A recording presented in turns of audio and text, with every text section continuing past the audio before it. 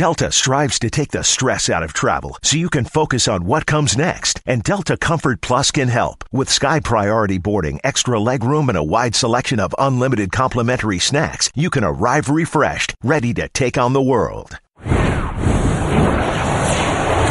Times, Bill Plaschke, Woody Page, Jackie McMullen. Good to see you guys. Today, a game-winning home run in a game 5 days before your Major League debut. Juan Soto back to the future. And in for the Shake Shack.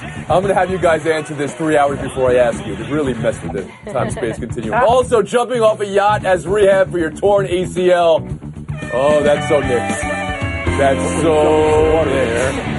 So here's the question. Is it worth it to have a torn ACL if you can jump Around the Horn, the show of competitive banter.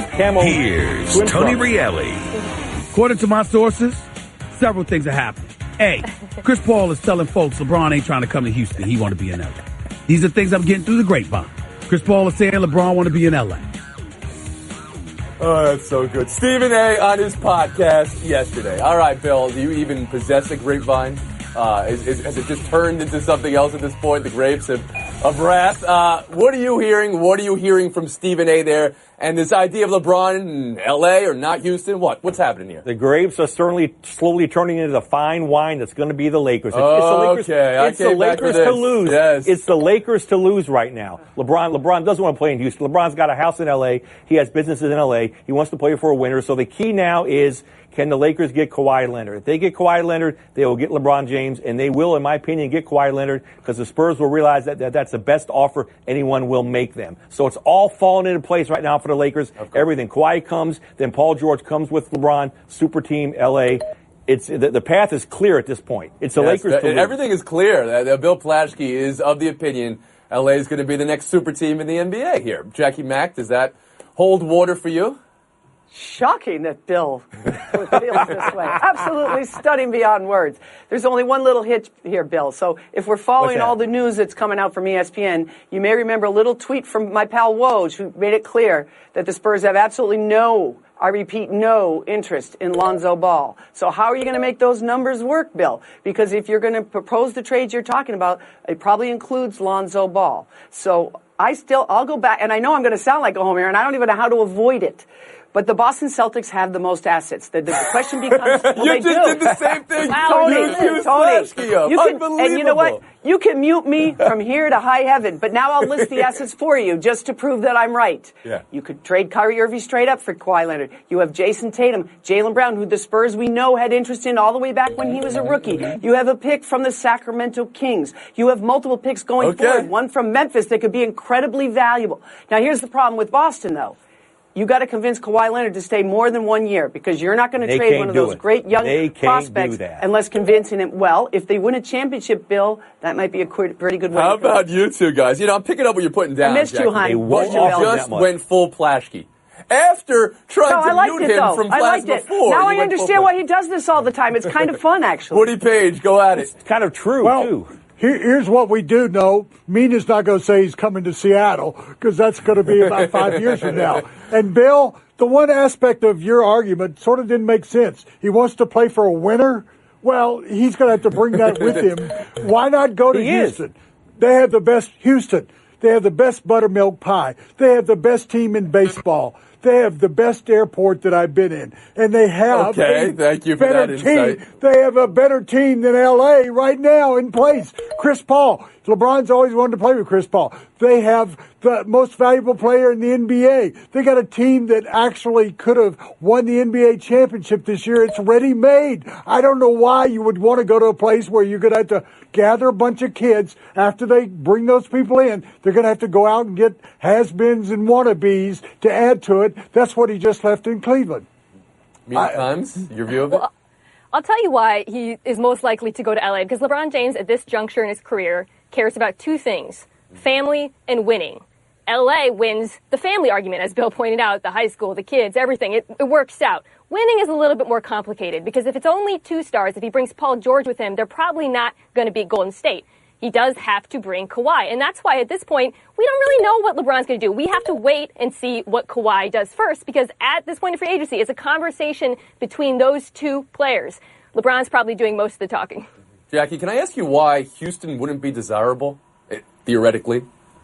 That's what I said. Yeah, absolutely. Yeah. Absolutely. Well, so remember this guy named James Harden, who's going to win the MVP ahead of LeBron? Yeah. How do you put those two on the court with Chris Paul and have one ball and have it succeed? That's I'm not the same kidding. thing we said last summer when they got Chris Paul. How can there be, Chris Paul and James Harden? No, we never said that. Only you said that. That's not Okay, the same thing with I LeBron said that. and You're James right. Harden. I did say that. James Harden is an ISO player, and so is LeBron for all intents and purposes. And also, I think there's some legitimacy to his questions about the city and the fact that his kids are in LA. It makes total sense to me that LeBron's going to LA. It's the Kawhi to LA part that I'm not convinced. Flashkey, can I ask you the same question?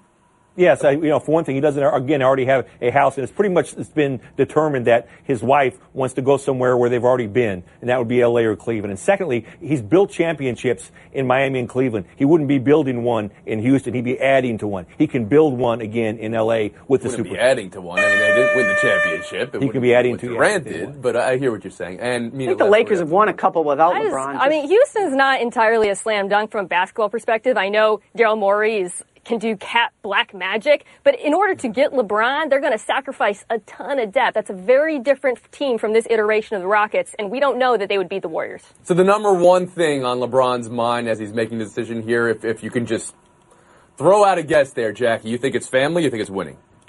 Winning. Mm-hmm. Woody? Yeah. Flashkey? I think it's winning. Winning. It's winning. Okay. It's winning. Kimes. Why not both? Because he asked you for one, dear. That's how the show works. Draft 49 hours away in the NBA. Well done, Jackie. What do we know? What do we ever know about the NBA draft? Two stories you're seeing today: that Trae Young is no sure things, that teams may pass on him, questions about his size, and then Michael Porter could go number 2 to the Kings.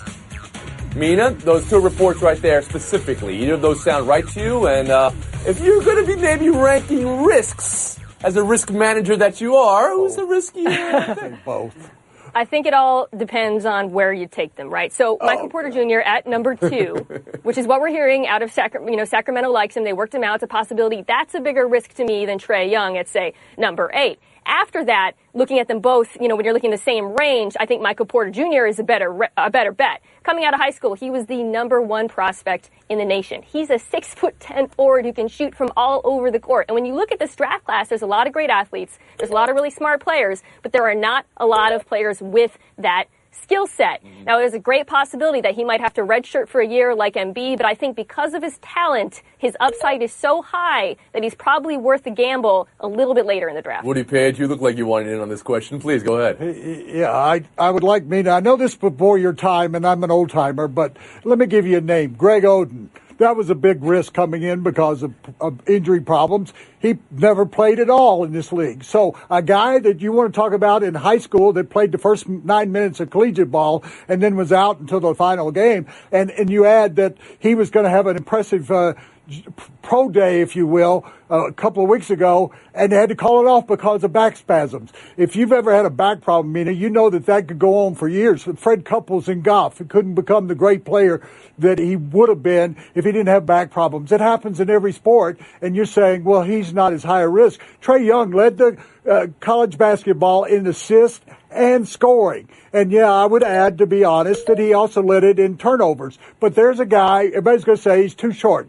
We look at Curry. Can he be another? Yes, he possibly can. There were people before Curry, so I think there we go. You always got to have a comp, and now it's Steph Curry and Trae Young, which we did 4 months ago, or maybe more than that at this point, when he was the best player in college basketball for the first 3 months of the year. Go ahead, Jackie Mack. So I have a name for you, Woody, that you should remember because he's playing right now. Joel Embiid. Had all sorts of surgeries and is out there and is probably one of the brightest young stars in the game. So I understand there's risks with Porter. I do understand that, and I recognize them. And I want Trae Young to be a superstar in this league. I really hope it happens to him. But just in speaking with some of the GMs that I've spoken to, they talk about why does everybody want him to be the next Steph Curry? That's an impossible thing to ask someone to be, number one, because you're not even doing Steph Curry justice with that. Because not only is Steph Curry an amazing shooter, he's also a maniacal guy in terms of staying in shape and improving and all of that. Here's the other thing. This one GM told me was, it's all right to be slight like Trae Young and Steph Curry, but the one thing Steph Curry had was some real quickness and speed that they don't believe Trae Young has. Okay. So I hope he makes it, but I think that's why he's the bigger risk. Bill Plaschke. Yeah, I agree. He's a bigger risk. Woody, he's no Steph Curry. He's about 2 inches shorter than Steph Curry. He's smaller than Steph Curry physically. He can get beat up playing defensively. In fact, they rarely let him play defensively in isolation at Oklahoma because of the way he played defense. So no, he's not. I think he's not even compared to Steph Curry. I think the biggest risk is not taking Michael Porter Jr. Just what everyone said. Joel Embiid. Look at, can Sacramento afford? Can they tell themselves we can get a kid and let him take a redshirt year? Do they have the foresight to do that? Do they have the courage to do that? If they do that, they're going to get a great pick. You cannot pass up on this kid. You know, everybody bristled when Woody brought up Steph Curry for Trae Young. Although I believe Mr. Porter today compared himself to KD and Giannis. A little combo of KD and Giannis. That is dream big. Hey, just quickly remember that the Celtics, by the way, Bill, have Sacramento's unprotected pick next year. All right, enough about the Celtics. They're not going to trade him. They will not trade him for Kawhi Leonard. They won't trade him. No, you're not listening. You're not listening. The two of you. You're both muted. We're moving on. Jackie, are you scratching an itch on your leg while you're doing this? I love this. Headline number 3. This is a take on Julio Jones working out with Terrell Owens. I'm not sure if you saw. Terrell Owens is telling people he ran a 4.40 at age 44. That happened during the workout. But Julio Jones is there, and the Falcons front office is uneasy about the relationship, according to the AGC's D. Orlando Ledbetter. Woody Page, get right in on this one. Is working out with T.O. something to worry about? No, in fact, if I were the Falcons, I might consider signing T.O. If he can run that kind of number, and but really the front office there, that of all their concerns, try getting back to the Super Bowl. That should be number 1. Number 2 is figuring out a deal that works without negotiating his contract. What you do is you add a bunch of bonuses that he can reach. That will take care of it, and sign in addition to the contract he has now. But in regard to Julio, that he's hanging out with a Hall of Famer. He'll learn moves. He'll learn how to play.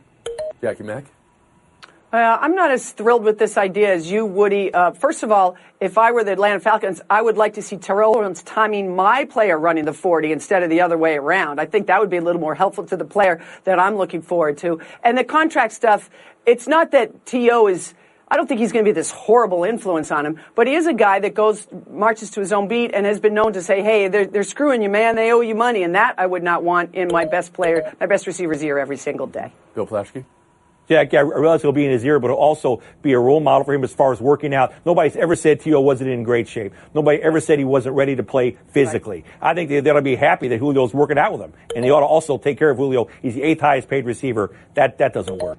You know what they care about? They care about the fact that they're playing the Eagles, Panthers, and Saints, and that the best player on the team is agitating for a new contract and has leverage because if he misses those games, it drastically reduces their chance of winning. That's why we're hearing about this. That's why we're hearing about tension between him and the team right now. Do you think they really are uneasy about him being seen with Terrell Owens, or at least having Terrell Owens' ear, or vice versa? This is just a manifestation of the contract tension. Mina, I'm going to give you one last opportunity the other way. to talk about Terrell Owens' 40. Anything you want to share about that? I found it very believable. Oh, now you're going that way. All right. 4.43 reasons why it was unbelievable. We're taking a break. Buy or sell on the other side. He ran a great 35 yards. Thank you, Bill. Around the Horn is brought to you by Jaguar, the art of performance. Next, you're holding up the line, ma'am. What did you say? You're next in line for the water slide, ma'am. Feet forward and enjoy the ride. Okay, dearie. This does look fun. Whee-oh! You melted me. I've melted. The Wicked Witch of the West on a water slide? Surprising. What's not surprising? How much you could save by switching to Geico. See what you've done. Oh! Geico. 15 minutes could save you 15% or more. Look at this Juan Soto home run. Not that it's a missile. Not that it wound up winning the game versus the Yankees. That it was a missile that wound up winning a game versus the Yankees. A game that was before his major league debut. The rain-delayed game from May when he was in Double-A restarted yesterday. It was his 6th career home run, but he hit it before his first game. Any of that make sense to you, Mina? Buy or sell baseball's official ruling here. All right, so one of my favorite movies is Looper, so I think I can explain this. In present day, Juan Soto is taking credit for past Juan Soto. It would have changed the course of baseball history, so they could not let this happen. I'll tell you who doesn't care, the Nationals. Could they have gotten any luckier? The second Bryce Harper starts to decline, is probably headed out the door to New York. They get the best young player in baseball who's been better than Bryce Harper. Okay. You've got Bryce Harper in decline after a bad 3 months. Well, I don't know about that. Bill Plaschke, how about you? That ball disappeared like Marty McFly's family. Ooh, see what I did there? I'm here for this too, Bill. Back to one of my they got to change the rules. They got to change the rules. The home run was hit yesterday, counted for yesterday. That's ridiculous. And you got to change the rules. When you say it, you don't have to say, "See what I did there." Okay, you can just stop with that part. Woody Page, how about you? I'm sitting here in the studio in a hot tub time machine. I'm going to go back to that previous date and bring him up from the minors at that point, and it will be official. All right. Looper, I like. Back to the Future, one of my favorite movies of all time. Hot Tub Time Machine, I like the trailer. Jackie Mack, what do you got for me? That's a good movie. Marty, get in the DeLorean. Soto's about to hit a home run. Hurry, get in the car. Get in the car, Marty. I don't think they should change the rule. This is a fun fact for you. Do you know that Barry Bonds has happened? This very same thing happened to him. His first career hit had to wait over 2 months before it counted. So everybody relax. That's I didn't know that. I didn't know. Yeah, of course you didn't. I'm here to help you, Bill. Had a Scottish accent Good, either, but that's pretty good. Buy or sell 2. Houston Astros, 12 straight wins. Check this out from Alex Bregman. He said this yesterday before his walk-off, and it's airing today on Yahoo's MLB podcast. We'll let everyone know when we're playing well. We're playing all right. Bill, all right or well? They're playing well. 10-0 on the road during this winning streak. Their run differential is 50 more than the second-place team in baseball. They're the best team in baseball by a mile. Woody? Well, you got to look at until the middle of July. They're not going to play anybody above 500. They're playing the Dogs now, but they have a chance to set the winning streak record. However, you got to realize that what they're doing by defending world champion and not letting down whatsoever, they haven't packed it in. They're getting better than they were last year. The Houston Astros are the face of the 21st century analytics in baseball. They've taken Billy Beane and put him on steroids. Never mind Verlander and Cole. Do you know during this winning streak, 5 of their wins were from relievers? That's amazing. That's new wave baseball. I didn't know that. Our new wave, the face of analytics and around the horn, the 21st century, Mina Kimes. Yeah, it doesn't matter what numbers you look at. This is the best team, and they're the most balanced team. They have the best ERA in baseball and the best batting average in baseball. And yes, Witty's correct. They have played some easy teams as of late, but you know what good teams do? Always. They beat easy teams. Including Buy or sell 3, the return of Puma. Ayton and Bagley signed. Clyde Frazier-Stylen and Jay-Z, the creative director of basketball.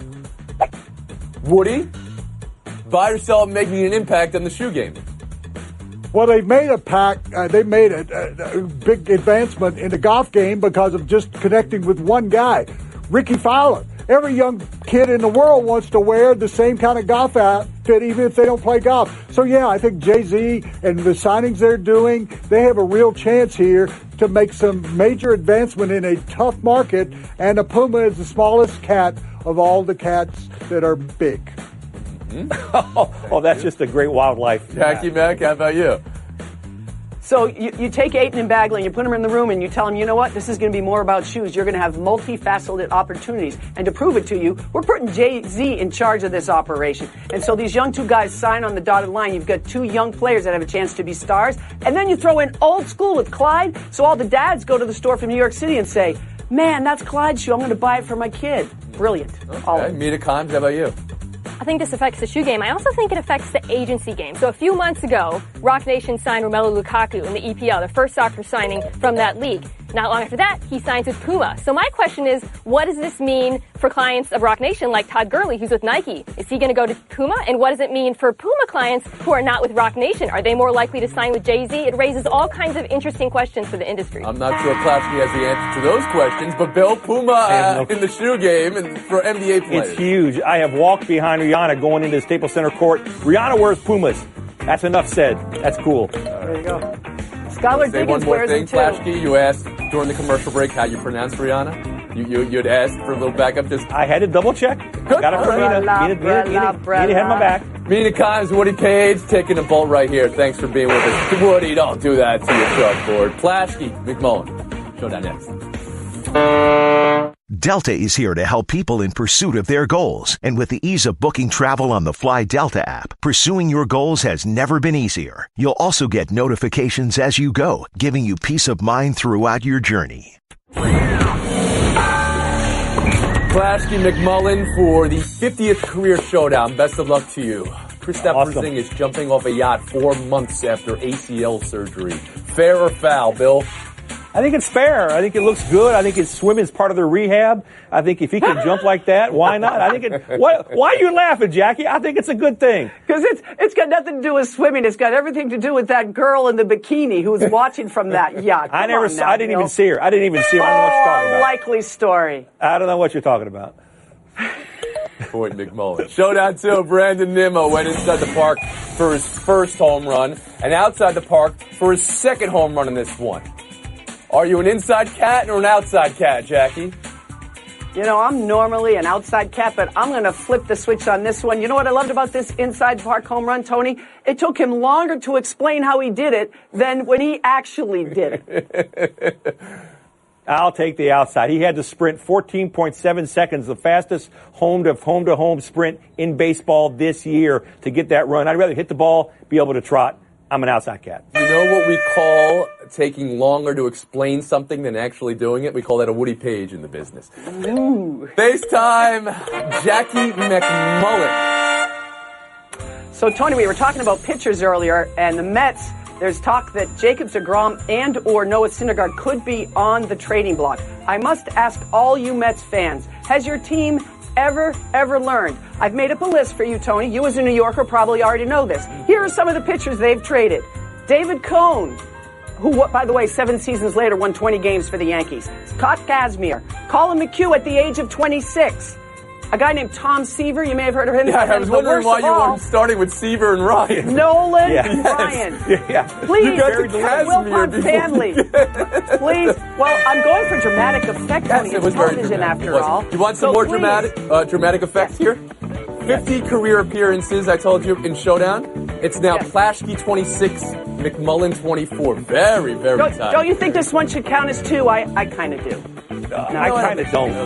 Okay, let's take a 3.5 hour break. Thanks a lot, guys. That was fun today.